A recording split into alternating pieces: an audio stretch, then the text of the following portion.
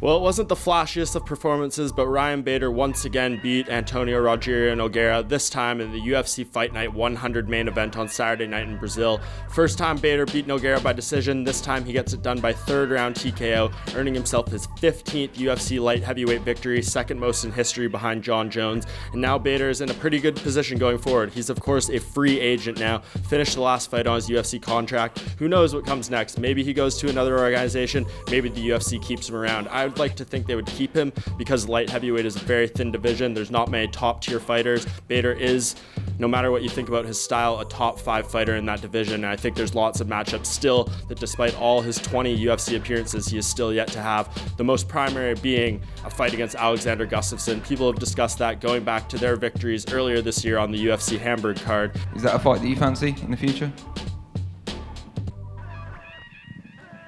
Let's see what happens. I'm up for suggestions. Ryan, what do you think? We'll face each other at some point. Next time after, who knows? You never know what's going to go on, especially with Jon Jones and the whole mix-up. So, yeah, we'll see. Kind of goes back to my whole thing of, the here and the now. And so when we get that call and they let us know, we go to that one.